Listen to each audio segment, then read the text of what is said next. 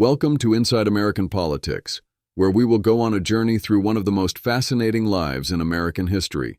I'm your host, Bradley Teller, and today we're diving deep into the story of Jacqueline Kennedy, a woman who was far more than just a president's wife. She was a cultural revolutionary, a style icon, a devoted mother, and ultimately, a symbol of courage that still resonates today. But Jackie's story isn't just about glamour and tragedy. It's about a woman who understood power, not political power, but the power of image, culture, and grace. She transformed how the world saw America, and in doing so, she created a legacy that extends far beyond her famous marriages or the tragedies she endured. So let's start at the beginning, with a young woman who learned early that security was never guaranteed, and how that lesson would shape every decision she made for the rest of her life. Go beyond the headlines with Inside American Politics, only on Skoob. Get the real story behind America's biggest political moments. Inside American Politics takes you past the news and into the drama, decisions, and people who've shaped the nation. From major government changes to cultural movements in the streets, each episode brings history to life in a way that's easy to follow and hard to stop listening to. Powered by smart AI from Skoob, the show picks out what matters most, so you get short, binge-worthy episodes packed with stories that explain how politics really works. If you're curious about the deals, power struggles, and key moments that have built and broken America's political system, this is the podcast for you. Download Skoob now on the App Store or Play Store and start listening today. Now, to understand Jackie Kennedy, you have to understand her relationship with money and security. Born Jacqueline Bouvier, she grew up in a world that was both privileged and precarious. Gore Vidal, who knew her well, once observed that Jackie's acute awareness of financial vulnerability came from living as an outsider within wealth. Picture this. Jackie and her sister Lee were the poor relations in their blended family. After their mother Janet married the wealthy Hugh Auchincloss, they found themselves living in magnificent homes, surrounded by luxury, yet receiving only $50 a month from their father. Their 5 half-siblings enjoyed family trusts and financial security, while Jackie and Lee, despite being treated as stars in the family, knew they would inherit nothing. This experience created what some called Jackie's greatest vulnerability, a lifelong fear of poverty. Demi Gates, who knew her, described this as one of her primary flaws, this fixation on financial security that underpinned her otherwise electrifying presence. Arthur Schlesinger attributed this anxiety to the financial instability she witnessed growing up, likely reinforced by her mother's own journey from uncertainty to security through marriage. Lee once remarked that Jackie saw money as a necessary buffer against potential misfortune. John White observed, perhaps cynically, that Jackie's major motivation in life revolved around financial security. But was this really cynicism, or was it survival instinct? Fred Papert, a friend and mentor, recognized in Jackie a shared trait of children from the Great Depression, an inherent caution about money that never fully goes away. Jackie understood that marrying into wealth wasn't just about love, it was about survival. She had witnessed her mother's transformation after marrying Hughie, and she learned the lesson well. Financial stability was central to any woman's ability to maintain her place in the world. This understanding would influence every major decision Jackie made, from her choice of husband to her later controversial marriage to Aristotle Onassis. But we're getting ahead of ourselves. First, let's talk about how this financially anxious young woman met the man who would change her life forever. When Jackie married John F. Kennedy in 1953, she was entering into more than just a marriage. She was joining what many considered American royalty. But the reality was far more complex than the fairy tale the public saw. JFK, at 36, had cherished his bachelorhood with a devotion that bordered on the sacred. His life as a wealthy bachelor was perfectly orchestrated by a dedicated team: Margaret Ambrose, his Georgetown housekeeper, his secretary Evelyn Lincoln, his driver Muggsy O'Leary, and his personal assistant George Thomas. Surrounded by family, friends, and admiring women, JFK lived what many would consider an idyllic existence. Adjusting to marriage, especially to an uncertain young wife, represented a seismic shift. As time passed, he often felt confined by the commitments of family life. But here's what's fascinating about Jackie. Rather than retreat or complain, she adapted with remarkable determination. Among the challenges Jackie faced was something deeply personal and painful: the visible fertility of her sisters-in-law within the expansive Kennedy clan. This only deepened her struggle with her own difficulties in bearing children during those early years. For Jackie, becoming a mother earlier might have alleviated some of the emotional distress and marital challenges that followed. But Jackie was nothing if not strategic in her approach to making the marriage work. She took political science and history courses at Georgetown University, not because she was particularly interested in politics, but because she wanted to engage with JFK intellectually. Meanwhile, JFK attended Tuesday night speed reading classes with Bobby Kennedy and Lem Billings to manage the overwhelming volume of Senate work. Their shared interest in Civil War history became a bonding ritual. They spent weekends visiting battlegrounds, with Jackie displaying what Senator Teddy Kennedy remembered as extraordinary passion for historical knowledge. Letitia Baldridge, who later became Jackie's White House aide, recalled how Jackie grasped every subtlety of historical discourse and constantly sought to broaden her understanding, not just for herself, but for Kennedy as well. This created a healthy intellectual competition between them, each trying to outdo the other with historical insights. On January 6, 1954, Jackie attended the opening of the second session of the 83rd Congress, marking a pivotal transition from JFK being surrounded by fascinated women to being represented by his wife. This was her emergence as a public figure alongside him. Jackie's concern for JFK's well-being was evident in small but telling ways. She would occasionally implore Evelyn Lincoln to persuade him to come home earlier from his demanding work schedule. Though her efforts bore fruit temporarily, JFK often reverted to his long hours. Jackie adapted by coordinating with Mrs. Lincoln to ensure he left the office sooner on nights when they had engagements. She even took responsibility for his nutrition, sending lunches through Muggsy O'Leary when she couldn't deliver them personally. Despite having little interest in culinary matters, Jackie undertook a French cooking course, primarily to cater to JFK's dietary needs. He preferred simple food due to a lifelong stomach condition. He often lightheartedly attributed his weight loss to Jackie's culinary attempts. These details paint a picture of a woman determined to make her marriage work, even as she navigated the complex dynamics of being married to a man who had never fully committed to the idea of commitment itself. But Jackie's impact extended far beyond her role as a wife trying to hold together a challenging marriage. When she became First Lady in 1961, she embarked on what can only be described as a cultural revolution. Before Jackie Kennedy, America's reputation on the global stage was not particularly renowned for its cultural sophistication. The presidency of Dwight D. Eisenhower, alongside his wife Mamie, had not significantly changed the perception that Americans were uncultured and lacking in refinement, especially in the view of more traditionally cultured parts of the world. Jackie Kennedy embodied a different spirit entirely. She represented elegance and cultural sophistication, and almost single-handedly began to shift America's perception both domestically and internationally. Her message was clear. America, though relatively young compared to other nations, could boast poets, musicians, and artists of remarkable talent who stood among the best the world had to offer. The catalyst for this transformation was deeply personal. Jackie remembered her first trip to Washington, D.C.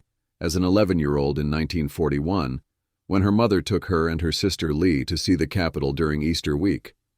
Her first visit to the White House left her oddly disappointed. Despite waiting in line among tourists, the experience felt lackluster.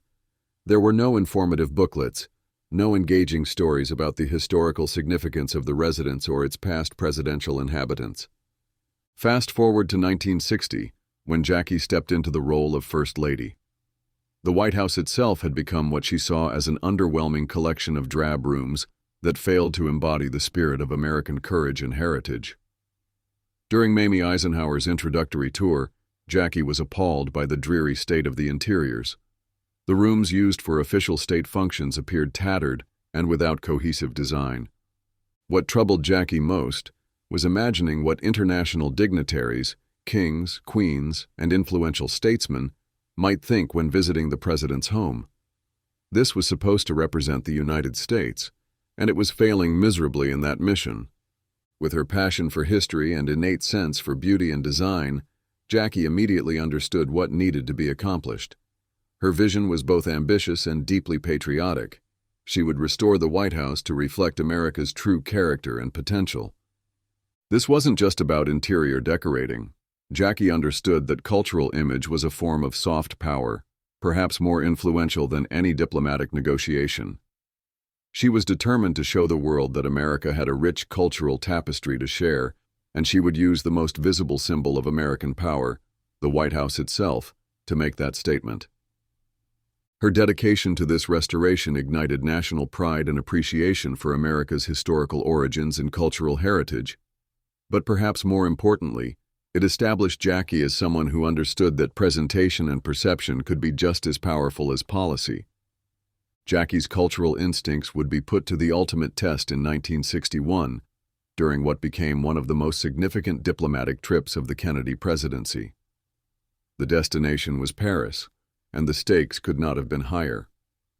President Kennedy was anxious about meeting General Charles de Gaulle, especially in the aftermath of the embarrassing Bay of Pigs fiasco, a failed U.S. operation intended to depose Fidel Castro in Cuba. Jackie carefully chose which official trips to accompany the president on, and their journey to France was one she eagerly anticipated. Her passion for Paris, coupled with the political significance of the trip, made it an ideal choice. Understanding her informal role and the political weight of her presence, Jackie aimed to serve as a bridge, cultivating goodwill between the initially unapproachable de Gaulle and her husband. What happened next exceeded everyone's expectations. From Orly Airport to the city, more than 500,000 enthusiastic supporters lined the streets, chanting "Vive Jackie" in recognition of her charm and sophistication. Even President Kennedy and his advisors were taken aback by her unprecedented reception. This was unlike anything any First Lady had ever experienced in France. De Gaulle, known for his towering and somewhat aloof personality, was uniquely captivated by Jackie. During a meal at the Élysée Palace, Jackie sat beside him and effortlessly engaged him in discussions about French history, arts, and culture, speaking fluently in French. When Jackie proudly shared that her grandparents were French, de Gaulle responded warmly, noting that his grandparents were as well. Observers noted how enchanted de Gaulle became, his attention primarily focused on Jackie, often neglecting his meal entirely. He later remarked to President Kennedy about her impressive knowledge of French culture and history, prompting JFK's witty acknowledgement of Jackie's acumen. But the true culmination of Jackie's Parisian triumph was the state dinner held in the majestic Hall of Mirrors at Versailles. Her fashion choices left an indelible mark that evening. Jackie wore a stunning gown designed by the illustrious French couturier Hubert de Givenchy, an artistic masterpiece featuring an embroidered bodice adorned with lilies of the valley, vibrant dark pink roses, and delicate pastel flowers. The dress symbolized a perfect blend of youthful elegance and timeless glamour. Renowned stylist Alexandre of Paris fashioned her hair into a bouffant, reminiscent of the style favored by the celebrated Duchesse de Fontanges from Louis XIV's court. Her hair was elegantly secured with diamond clips on loan from the prestigious jeweler Van Cleef & Arpels, perfecting her regal appearance. Together, she and President Kennedy made a striking entrance, heralded by 40 trumpeters clad in historic 18th-century attire. That evening, Jackie paid homage to French heritage not only through her style, but also by assisting President Kennedy in translating some of de Gaulle's comments, highlighting JFK's struggles with French. Her diplomatic success was masterfully encapsulated when JFK humorously introduced himself to the foreign press, saying, "I am the man who accompanied Jacqueline Kennedy to Paris, and I have enjoyed it." This trip solidified her enduring legacy as both a cultural icon and a skilled diplomat. JFK gained a newfound admiration for his wife that night, finally understanding the positive influence she could wield over even the most resistant foreign leaders. Jackie had proven that cultural diplomacy could be just as effective as traditional negotiations. What many people didn't realize was that Jackie's fashion choices were never merely about style. They were calculated political statements designed to project the youthful and substantive spirit her husband aimed to inject into his administration. Her clothing represented the perfect blend of simplicity and elegance, clean lines, solid colors, and functional ease that mirrored the gracefulness she personified. Legendary designer Bill Blass lauded her as a pivotal figure in fashion, not through extravagant innovation, but through her nuanced elegance. The Jackie look rapidly permeated American society, becoming a cultural phenomenon. The iconic elements included the pillbox hat, sleek sleeveless A-line dresses, Hermes scarves, Chanel-inspired suits, gracious one-shouldered evening gowns, sari dresses, refined gloves, faux white pearl strands, low-heeled pumps, and those famous oversized sunglasses. Even her jewelry choices, though not extensive, influenced American women profoundly. Jackie favored pieces from renowned houses like Van Cleef and Arpels and Tiffany and Company. Her signature was often a simple string of white pearls for day wear, lending an understated sophistication that became a symbol of elegance, whether the pearls were real or imitation. For formal occasions, Jackie preferred to forego necklaces, opting instead for strikingly large diamond earrings, often borrowed from jewelers eager to showcase their finest pieces on her. Among her favorite designers was Jean Schlumberger, who created exclusive works for Tiffany. JFK, aware of her admiration for Schlumberger's work, gifted her a delicate brooch of ruby strawberries with diamond leaves, a personal purchase that demonstrated his attentiveness. Schlumberger's colorful enameled bangle bracelets flecked with gold became a staple in Jackie's ensemble. Their popularity soared under her influence, earning them the moniker Jackie bracelets, which were widely replicated by costume jewelry makers. But Jackie's fashion choices nearly became a political liability during JFK's presidential campaign. The Associated Press erroneously reported that she spent an exorbitant $30,000 annually on clothing, equivalent to $184,000 today. Jackie's witty response deflected the controversy with characteristic grace. "I couldn't spend that much unless I wore sable underwear." Nonetheless, her fashion choices became political fodder, with Republicans leveraging Patricia Nixon's preference for American off-the-rack clothing as a contrast. The International Ladies Garment Workers Union, generous supporters of Kennedy's campaign, expected Jackie to represent American-made fashion, particularly in her inaugural wardrobe should Kennedy win. This created a delicate problem. At the time, Paris was unrivaled as the global epicenter of haute couture, with esteemed designers like Chanel, Dior, and Givenchy. Jackie, inclined toward such francophile tastes, realized the potential political implications for JFK's campaign. Her solution was brilliant. She embraced Oleg Cassini, a distinguished American designer and Kennedy family confidant, as her official couturier for essential public engagements. Cassini boasted noble lineage with roots in Paris, had fled the Russian Revolution with his family, and honed his craft under Jean Patou, a titan of French couture, before becoming an American citizen. In the United States, Cassini distinguished himself as a leading costume designer in Hollywood, aided by his marriage to actress Jean Tierney and his association with high society, including Joe Kennedy, who suggested Jackie consider Cassini's expertise. For Jackie, selecting an official designer was a delicate balancing act. Few American designers possessed the combination of disruptive creativity and refined manners that Cassini exhibited, qualities she deemed imperative for the role. Cassini's regal upbringing and extensive training made him uniquely suited to craft Jackie's image, shaping countless iconic looks that continue to resonate in fashion discourse today. This strategic partnership allowed Jackie to maintain her sophisticated aesthetic while supporting American fashion, a perfect example of how she transformed potential political weaknesses into diplomatic strengths. American politics is more than polls and breaking news. It's a powerful, ongoing story of values, struggles, progress, and setbacks. It's shaped by iconic figures, everyday citizens, and the choices made in moments most people never see.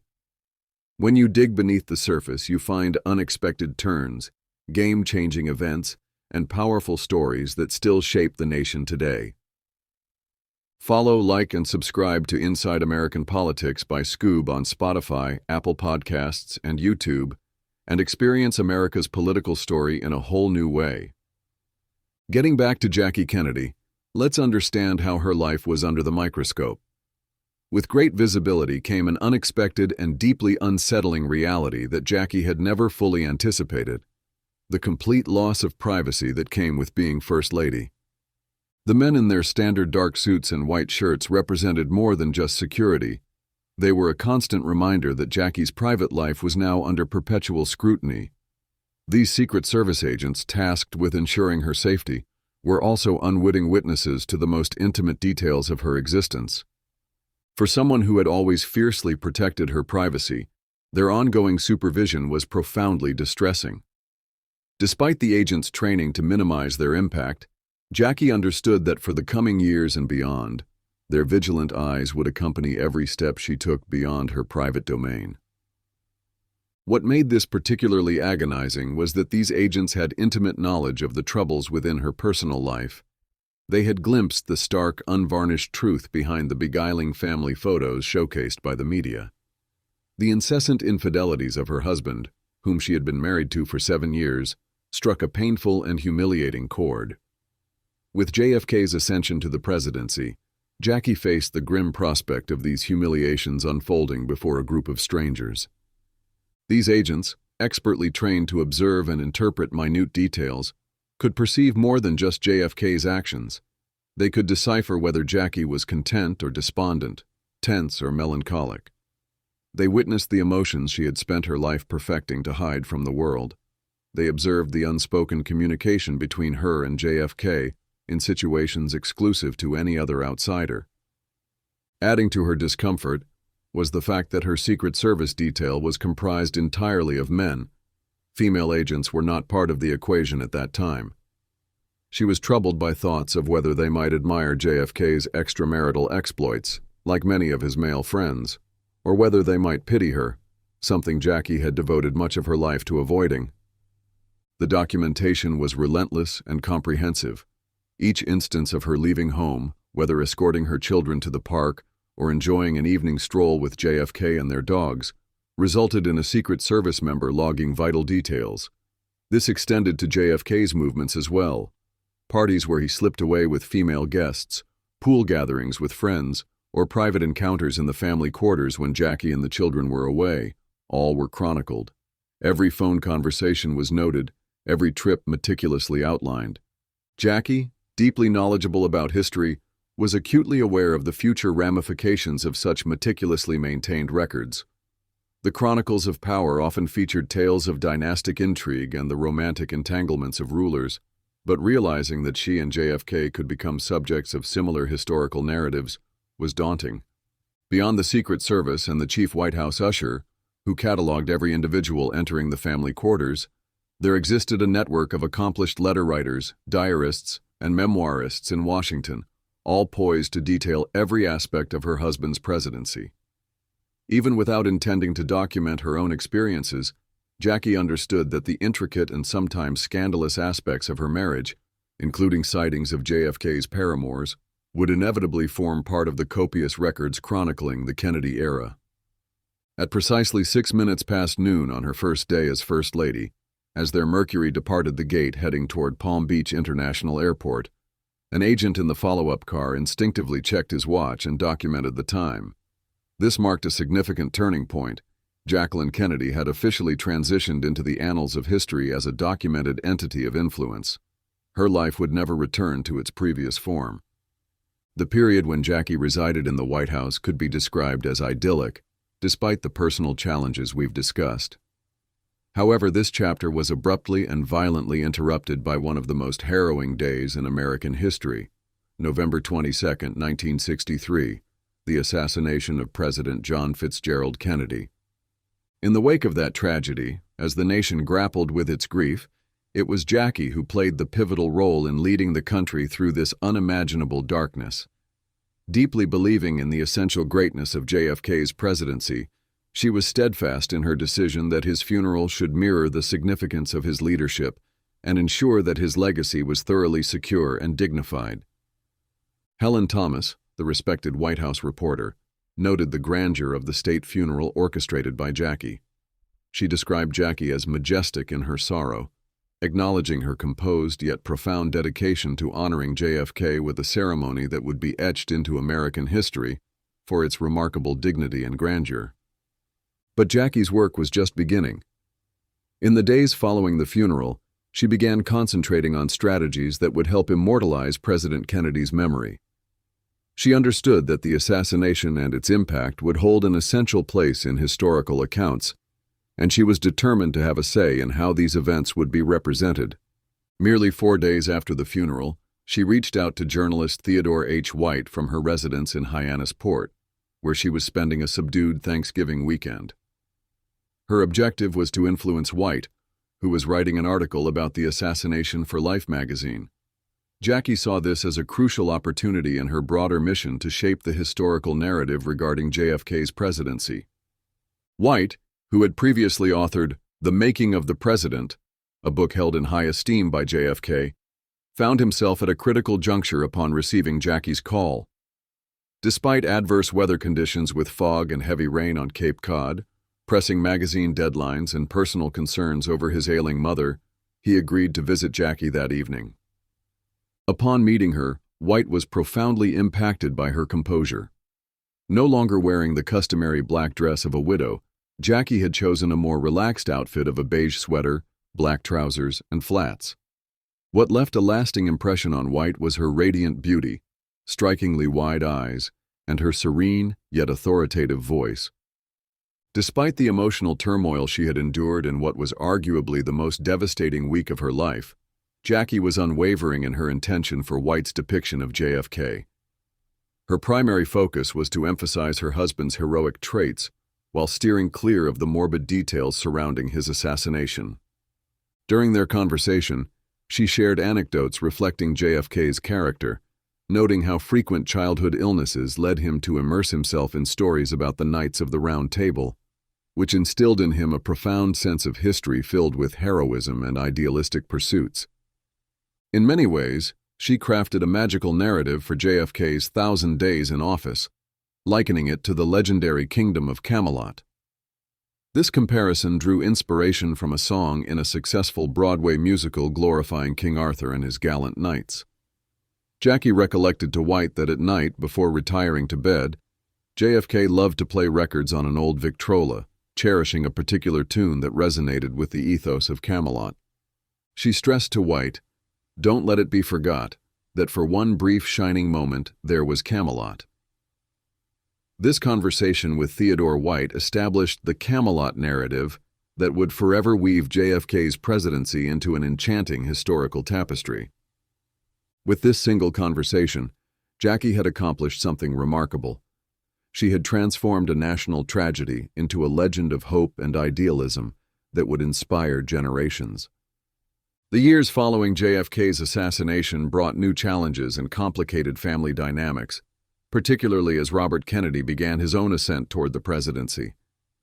What emerged was a painful reality that Jackie had to confront. Her role in the Kennedy legacy was about to change dramatically. If Robert Kennedy were to reclaim the presidency, it would not be Jackie at his side in the spotlight, but rather Ethel Kennedy. Ethel, who shared minimal personal connection with Jackie, would ensure she was the predominant figure next to her husband. While Jackie's support was pivotal for Robert during his rise to political power, the dynamics would shift once he achieved his goal. Robert Kennedy needed to emphasize his own political future, rather than dwell on past associations or family ties that might undermine his position. Jackie's role could transform from being an asset to a potential liability.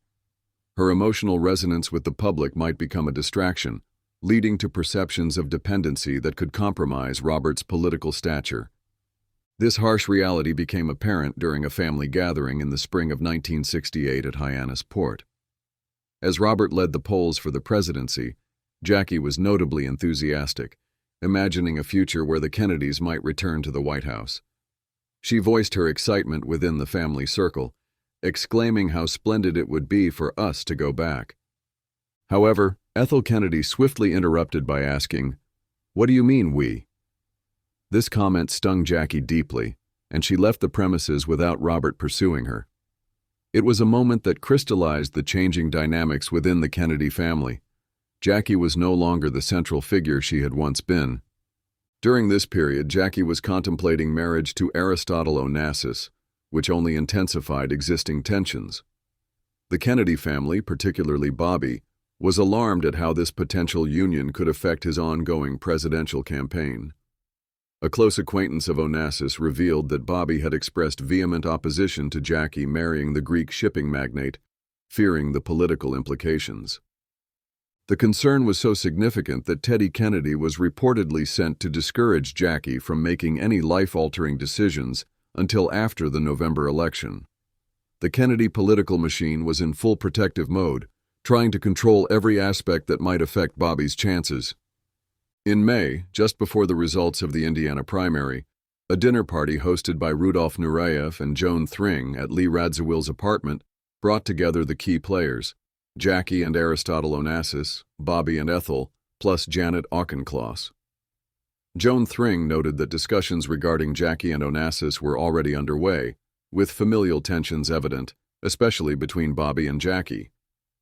Thring described the atmosphere as familial, with outward appearances of acceptance toward Onassis, though underlying unease lingered about potential discord, particularly between Bobby and Onassis.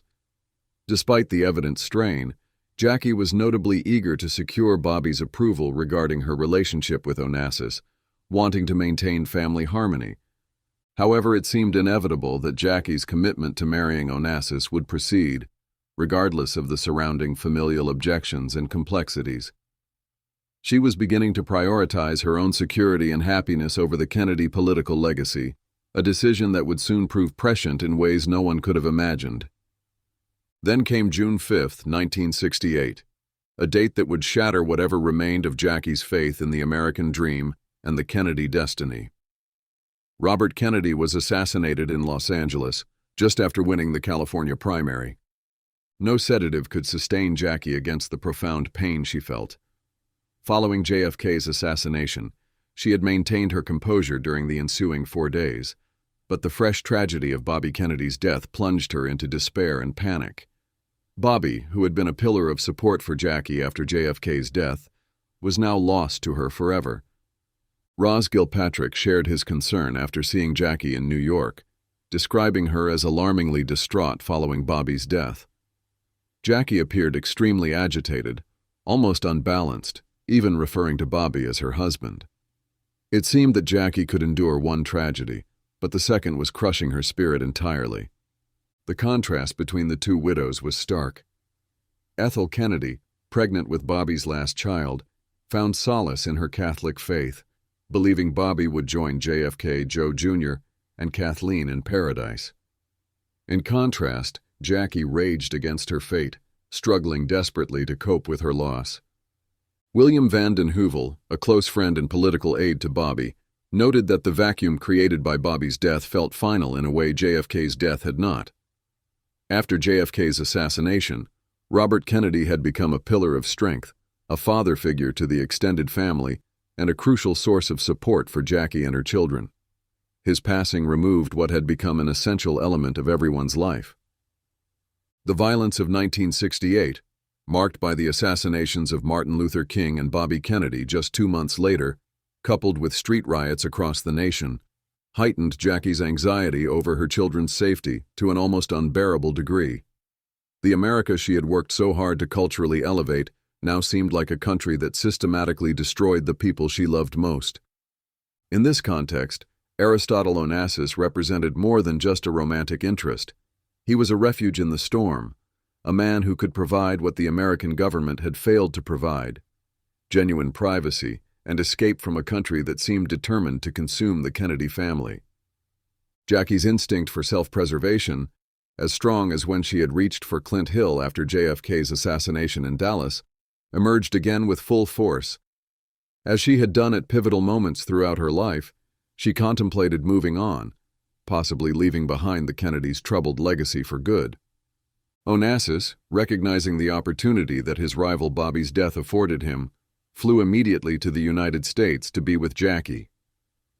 By June, Jackie invited Onassis to Hyannis Port, where he met with the Kennedy family matriarch Rose, who had encountered him several times abroad in Paris in the south of France. Though unaware of his intentions toward Jackie at this time, Rose held no hostility toward Onassis, unlike Bobby had. "I liked him," she later wrote. "He was pleasant, interesting, and charismatic." A little over 3 months after Bobby's assassination, Jackie called Rose to inform her of her decision to marry Onassis. Rose encouraged her, unequivocally supporting Jackie's plans with loving wishes. Rose's approval of Jackie's marriage to Onassis marked a stark contrast to her reaction years earlier, when her daughter Kathleen had wished to marry a Protestant and then a divorced man. Rose had threatened disownment over those choices due to her deep religious values. Despite Onassis being non-Catholic and divorced, Rose was completely unperturbed. Perhaps she understood what Jackie had come to realize. Sometimes survival requires leaving everything familiar behind and starting completely over.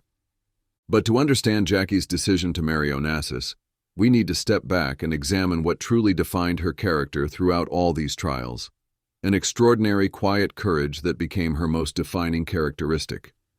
Jackie Kennedy's life serves as a testament to resilience and personal strength, particularly evident in how she faced her final battle with cancer. Even in her last illness, she maintained the same dignity and self-determination that had characterized her entire life. Despite battling the disease with bravery, Jackie recognized when the fight was unsustainable and chose to manage her own fate.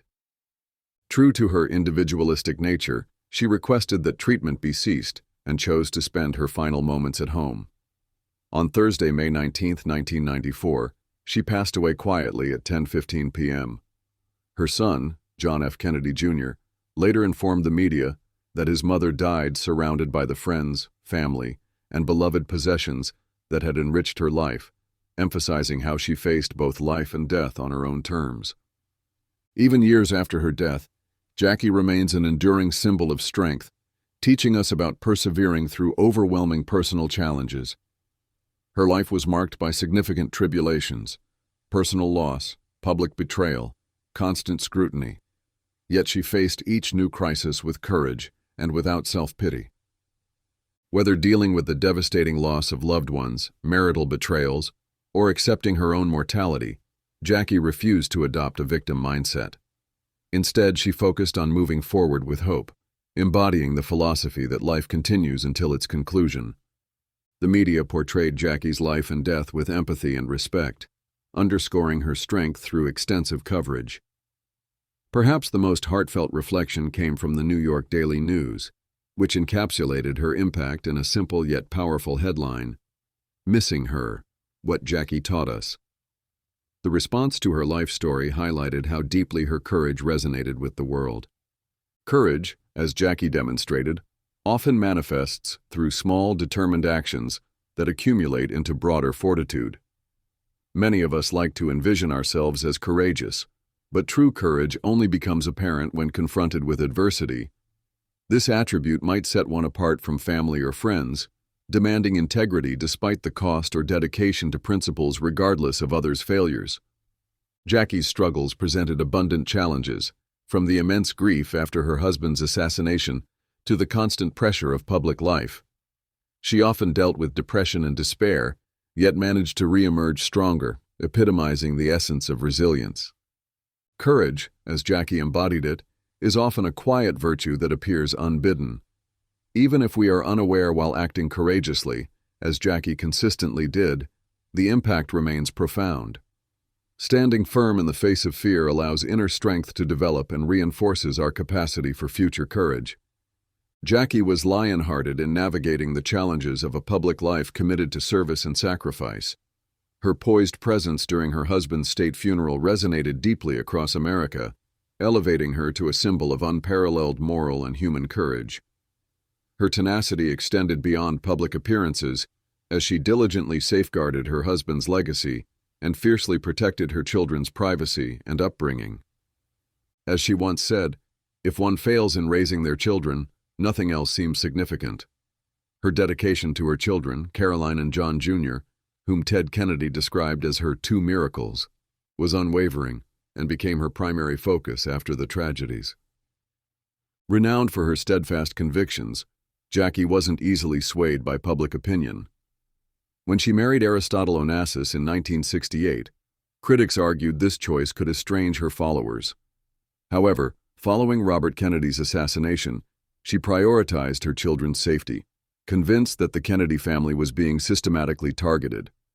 Onassis's immense wealth provided a haven with his private island, offering the security she desperately desired for her children's protection.